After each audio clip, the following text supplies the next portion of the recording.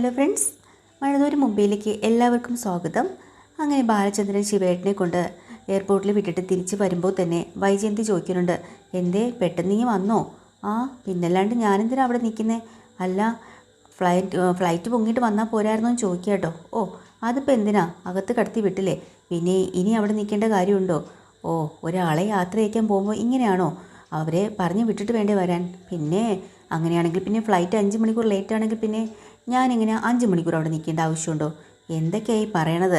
ആ പിന്നെ എന്തിനാ, നിങ്ങളെന്തിനാ ഇങ്ങനെ ദേഷ്യപ്പെടുന്നത് എന്നൊക്കെ അങ്ങോട്ടും ഇങ്ങോട്ടും വീണ്ടും അവരുടെ സംസാരം തുടങ്ങിയിട്ടോ. അപ്പോൾ ബാലചന്ദ്രൻ പറയുന്നുണ്ട്, എൻ്റെ വൈജയന്തി, ഞാൻ നിന്നോട് ദേഷ്യപ്പെടാനൊന്നും വന്നില്ല, നീ ഒന്ന് അകത്തേക്ക് ചെന്നേ, ഞാനൊന്ന് ഫ്രഷ് ആവട്ടെ എന്ന് പറഞ്ഞ് അകത്തേക്ക് ചെല്ലണം കേട്ടോ. ഇതിനിടയ്ക്ക് കുഞ്ഞുമോളെ വിളിച്ച് കുറേ കാര്യങ്ങൾ പറയുകയാണ്. അപ്പോൾ അലീന നേരെ അകത്തേക്ക് ചെല്ലണുണ്ട്.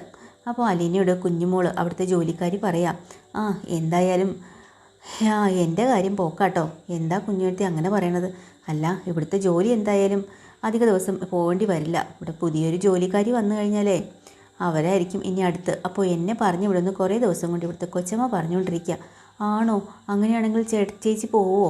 ആ പിന്നല്ലാതെ പോയല്ലേ പറ്റത്തുള്ളൂ. ആ എനിക്ക് ഇതല്ല, വേറെ എവിടെ പോയാലും നല്ല ജോലി കിട്ടും, ഇതിനേക്കാൾ നല്ല ശമ്പളവും ജോലിയും ഒക്കെ കിട്ടും. പിന്നെ എന്തിനാ ഞാൻ ഇവിടെ സഹിച്ച് ജീവിക്കണേ?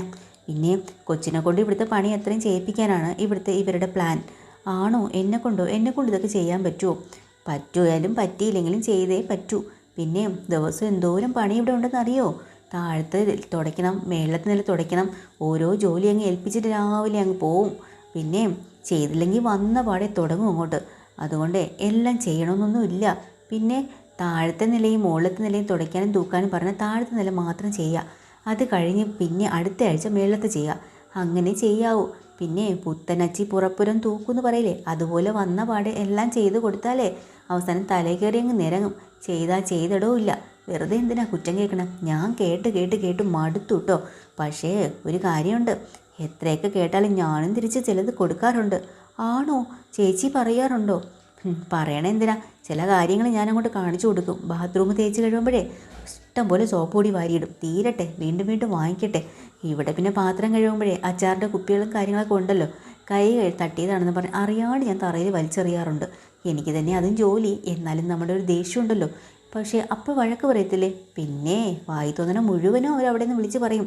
എന്നാലും കുഴപ്പമില്ല, അത് നമ്മൾ ചെയ്തിട്ടല്ലേ കുറ്റം കേൾക്കണത്, വഴക്ക് കേൾക്കണത്. പിന്നെ ചെയ്യാത്തത് കൊണ്ട് കുറ്റം കേൾക്കേണ്ട കാര്യമില്ലല്ലോ.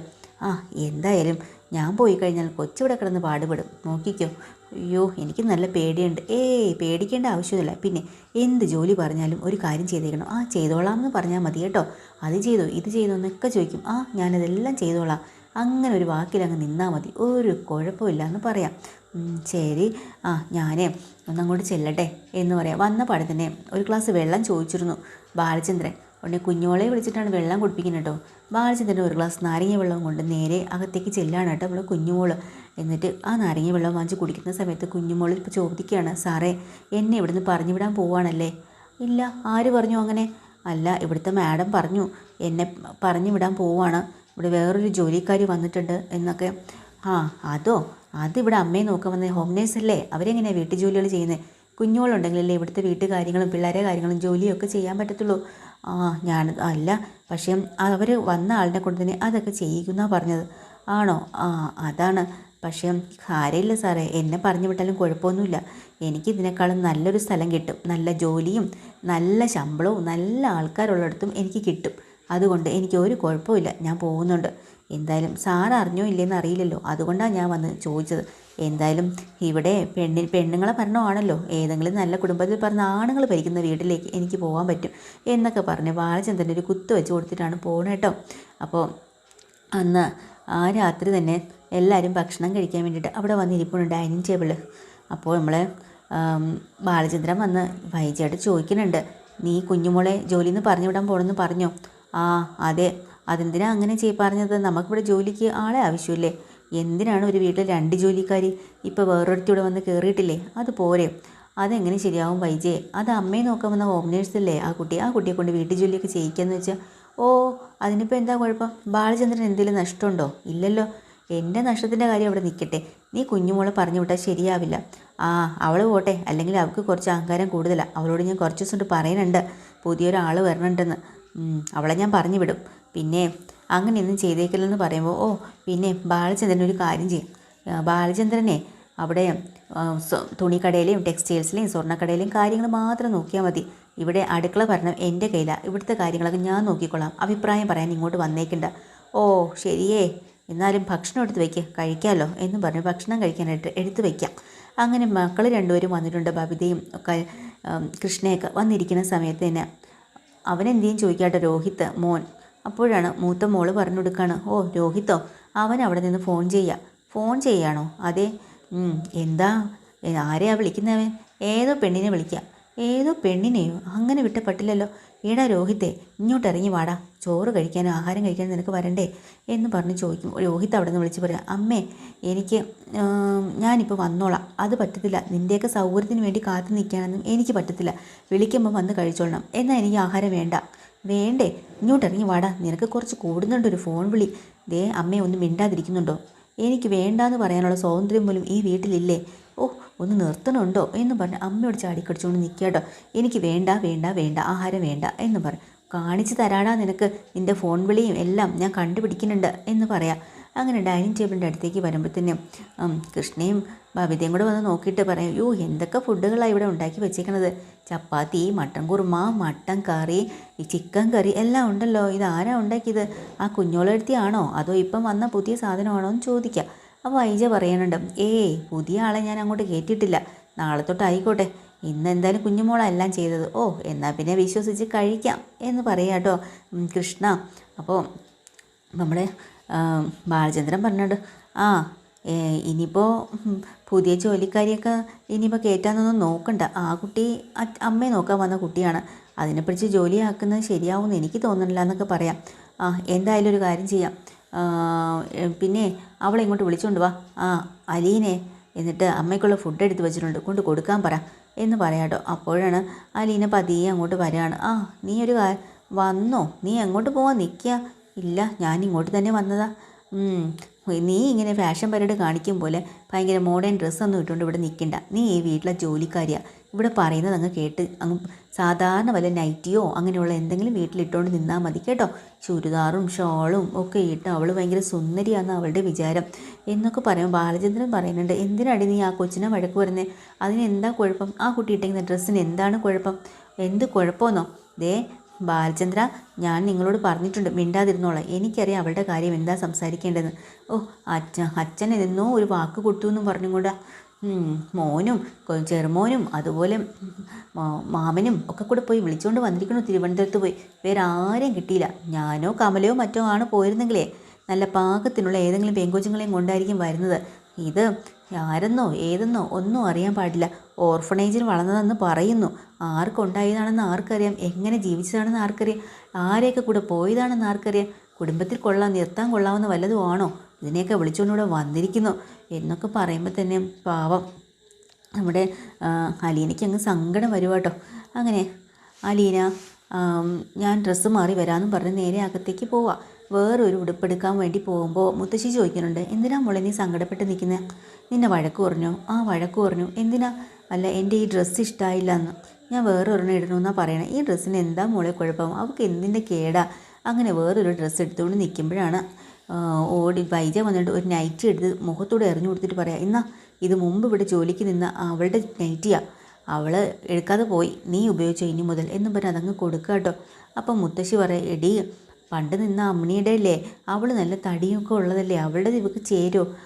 ചേരുന്നത് പോലെ ഇട്ടാൽ മതി, അല്ലാതെ ഇതിനകത്ത് ചുരിദാറും അതും ഇതും കാണിച്ചുകൊണ്ട് നടക്കേണ്ട കാര്യമൊന്നുമില്ല. ബോഡി ഷേപ്പൊക്കെ കാണിച്ച് ഇവിടെ ആണുങ്ങളൊക്കെ ഉള്ളതാണ്, അതുകൊണ്ട് അതിൻ്റെ ഒതുക്കത്തിൽ അങ്ങ് നടന്നാൽ മതി. ഇവളുടെ കാര്യം കൊണ്ട് ഞാൻ തോറ്റല്ലോ എന്ന് പറയാട്ടോ മുത്തശ്ശി. അങ്ങനെ നമ്മുടെ അലീന ഒരു നൈറ്റി ഇടുക. അയ്യോ, അലീനെ പോലെ രണ്ടുപേരും അതിനകത്ത് കൊള്ളും. അത്രയ്ക്ക് പക്കറയായിട്ടുള്ള ഒരു വലിയ നൈറ്റ്, ഇറക്കവും വണ്ണവും ഒക്കെ ആയിട്ട്. മുത്തശ്ശിക്ക് എന്നത് കണ്ടിട്ട് സങ്കടം വരുവാണ്. അപ്പോൾ അലീന പറയാം, സാരമില്ല മുത്തശ്ശി, ഞാനിത് അഡ്ജസ്റ്റ് ചെയ്തോളാം, പിന്നെ കാല് തട്ടി വീഴുമെന്നൊരു പേടിയുണ്ട്, അല്ലാതെ വേറെ കുഴപ്പമൊന്നുമില്ല, ഇത്തിരി വണ്ണം കൂടുതലാണ്, സാരമില്ല എന്നും പറഞ്ഞാണ് ഇറങ്ങി വരുന്നത്. അപ്പോൾ തന്നെ എല്ലാവരും കൂടെ അലീനെ നോക്കി അങ്ങോട്ട് കളിയാക്കി ചിരിക്കാൻ തുടങ്ങി. അപ്പോൾ മൂത്ത മോള് ബബിത പറഞ്ഞാണ്, രണ്ടാമത്തോളം മൂത്താൾ കേട്ടോ കൃഷ്ണ, അപ്പോൾ അവൾ പറയാണ്, ഓ നീ എന്താടി രാത്രി ഇത് പ്രേതം പോലെ നടക്കണേ, ആരെങ്കിലും കണ്ട നിന്നെ കണ്ട പേടിക്കുമല്ലോ എന്നൊക്കെ പറഞ്ഞു എല്ലാവരും കൂടെ പൊട്ടിച്ചിരിച്ചാൽ കളിയാക്കി ചിരിക്കട്ടോ. അപ്പോൾ വൈജ മക്കളോട് ചോദിക്കണം, എന്തിനാടി നീ അവളെ നോക്കി കളിയാക്കി ചിരിക്കണേ, ചിരിക്കാനും വേണ്ടി അവിടെ എന്താ ഉണ്ടായത്, ഒന്നുമില്ലല്ലോ. അപ്പോൾ ബാലചന്ദ്രന് നല്ല ദേഷ്യവും വിഷമമൊക്കെ വന്നു കേട്ടോ. എന്നിട്ട് പറഞ്ഞാണ്, നീ എന്ത് പണിയാണ് കാണിച്ചത്, ഇതാണോ അവൾക്ക് ഇടാനായിട്ട് കൊടുത്ത നൈറ്റി, ഇത്രയും വലിയ നൈറ്റിയാണോ കൊടുക്കുന്നത്, ആ കൊച്ചിന് പാകത്തിനുള്ളതല്ലേ കൊടുക്കേണ്ടത്, അത് ബാലചന്ദ്രൻ അറിയേണ്ട ആവശ്യമില്ല. ഇവിടെ ആണുങ്ങളൊക്കെ ഉള്ളതാണ്, ശരീരത്തിൻ്റെ ഷേപ്പും ഒക്കെ കാണിച്ചിട്ടുള്ള ഓരോ ഡ്രസ്സ് കിട്ടും കൊണ്ട് അങ്ങോട്ടും ഇങ്ങോട്ടും നടന്നാലേ അതൊന്നും ശരിയാവത്തില്ല, കുറച്ച് മാന്യ മര്യാദയ്ക്ക് നിൽക്കണം. പിന്നെ ഇവിടെ ഉള്ളതേ നിൻ്റെ 2 മക്കളിട്ടിരിക്കുന്ന ഡ്രസ്സോ അതിട്ടുണ്ട് അവരെവിടെയൊക്കെ പോകുന്നു, അത് ആണുങ്ങളല്ലേ അതൊന്നും കാണുന്നത്. ഓ അതെ, അത് എൻ്റെ മക്കൾ, ഇത് ഇവരുടെ വീടാണ്, അതുകൊണ്ട് അവർക്ക് കുഴപ്പമില്ല, ഇവിടെയുള്ള എല്ലാവരും അവരുടെ സ്വന്തം ആളുകളുമാണ്, അതുകൊണ്ട് പ്രശ്നമില്ല. ഈ വന്നു കയറി ഇവരുടെ ആരാ ഞങ്ങൾ, അപ്പം നമ്മുടെയൊക്കെ മുമ്പേ കൂടെ ഇങ്ങനെയൊന്നും നടക്കേണ്ട ആവശ്യമില്ല. ദേ വൈജെ, നിനക്ക് മനസ്സിലാവുന്നുണ്ട്, അവരുടെ ഡ്രസ്സിനൊന്നും അല്ല കുഴപ്പം, നിൻ്റെ മനസ്സിനാ കുഴപ്പം. എൻ്റെ മനസ്സിന് എന്ത് കുഴപ്പമെന്നാണ് പറയണത്, എൻ്റെ മനസ്സിനൊരു കുഴപ്പമില്ല, പിന്നെ ആ കുട്ടി നിനക്ക് ഇഷ്ടപ്പെട്ടില്ല, അതാണ് കാര്യം എന്ന് വീണ്ടും ബാലചന്ദ്രൻ പറയട്ടെ. ഇതെല്ലാം കേട്ടും കൊണ്ട് അലീന അങ്ങനെ നിൽക്കുകയാണ്. അപ്പോൾ വീണ്ടും വീണ്ടും ദേഷ്യം വന്നിട്ട് വൈജ പറയുന്നുണ്ട്, അല്ലെങ്കിൽ തന്നെ നിങ്ങളൊക്കെ പോയി കണ്ടുപിടിച്ചുകൊണ്ട് വന്ന ഇങ്ങനെ ഒരു സാധനം, ഇതാർക്കാ എന്താ എവിടെ ഉള്ളതെന്നൊന്നും അറിയില്ലല്ലോ, വന്നേക്കുന്നു വലിയ ഇത്തിരി തൊള്ളി വെളുപ്പമുണ്ടെന്ന് പറഞ്ഞ് എല്ലാം ആയിന്നൊന്നും വിചാരിച്ചേക്കരുത്. അല്ലെങ്കിൽ തന്നെ ഇവൾ പറയുന്നുണ്ടല്ലേ, ഏതാ ഒരു മമ്മിയാണ് ഇവളെ വളർത്തിയെന്ന്, ഏത് മമ്മിയാ, അതിനെ ആർക്കുണ്ടായതാ, എങ്ങനെ ഉണ്ടാക്കിയതാ എന്നൊക്കെ പറഞ്ഞ് മമ്മീനെ അങ്ങ് പറയുമ്പോൾ ഇത്രയും നേരം സഹിച്ച് കേട്ടോണ്ടിരുന്ന അലീനയ്ക്ക് അങ്ങ് ദേഷ്യം പൊട്ടി പോവാട്ടോ. ഉടനെ പറയണ, ദേ നിർത്തിക്കോ, എന്നെ എന്ത് വേണമെങ്കിലും നിങ്ങൾ പറഞ്ഞോ, ഞാൻ സഹിച്ചോളാം, പക്ഷേ എൻ്റെ മമ്മി എന്തെങ്കിലും പറഞ്ഞാൽ ഞാൻ സഹിക്കില്ല. എന്ത് ചെയ്യൂടി നീ, എന്ത് ചെയ്യുമെന്നോ, അത് ഞാൻ മറുപടി പറയും അതിന്. അതുകൊണ്ട് എൻ്റെ മമ്മി എന്നെ പ്രസവിച്ച് പിഴച്ചു വെറ്റ ഒരു സ്ത്രീ ആയിരിക്കും എന്നെ പ്രസവിച്ച് അവിടെ കൊണ്ടെറിഞ്ഞത്, പക്ഷേ അതുപോലെയല്ല എൻ്റെ മമ്മി. എൻ്റെ അമ്മയെന്ന് പറയുന്ന സ്ത്രീ എന്ന് പറയുന്നതിനേക്കാളും എനിക്ക് ഭയങ്കര സ്നേഹമാണ് എൻ്റെ മമ്മിയോട്. ഈ ലോകത്ത് അതുപോലെ നല്ലൊരു സ്ത്രീ ഈ ലോകത്തുണ്ടാവില്ല. അത്രയ്ക്ക് സ്നേഹം തന്നാൽ ഞങ്ങളെ വളർത്തിയത്, അത്രയ്ക്ക് നല്ലൊരു മമ്മിയായിരുന്നു. ആ മമ്മിയെക്കുറിച്ച് എന്തെങ്കിലും പറഞ്ഞാലുണ്ടല്ലോ, നിങ്ങൾക്ക് ആ മമ്മിയെക്കുറിച്ച് പറയാനുള്ള ഒരു യോഗ്യതയുമില്ല എന്നൊക്കെ പറഞ്ഞുകൊണ്ട് അങ്ങോട്ട് ചാടി നിൽക്കുന്നുണ്ട് കേട്ടോ എന്നും. അപ്പോൾ അതും കേട്ടിട്ട് അപ്പോൾ പെട്ടെന്ന് ബാലചന്ദ്രൻ പറയാം, കുട്ടി അലീനെ, നീ ഒരു കാര്യം, നീ പോയി ഈ നൈറ്റിയൊക്കെ മാറ്റിയിട്ട് നല്ലത് എടുത്തിട്ട് പോ, നിനക്ക് പാകത്തിലുള്ളത് അവളത് പലതും പറയും എന്ന് പറഞ്ഞ് അലീനെ പറഞ്ഞു വിടുക കേട്ടോ. അപ്പോഴും ബാലചന്ദ്രൻ പറയാം, നീ ആദ്യം കുറച്ച് മര്യാദ പഠിക്കാനുണ്ട്, ആരോട് എങ്ങനെ സംസാരിക്കണം അത് നീ ആദ്യമേ പഠിക്കണം, മനസ്സിലായല്ലോ. ഇതിപ്പോൾ മിണ്ടാതിരുന്ന പട്ടിയുടെ വായിൽ കോലിട്ട് കുത്തിയതുപോലെ ആയല്ലോ. അല്ലെങ്കിൽ തന്നെ എനിക്ക് മനസ്സിലായി അവൾ കടിക്കുന്ന പട്ടിയാണെന്ന് എന്ന് വൈജ പറയാട്ടോ.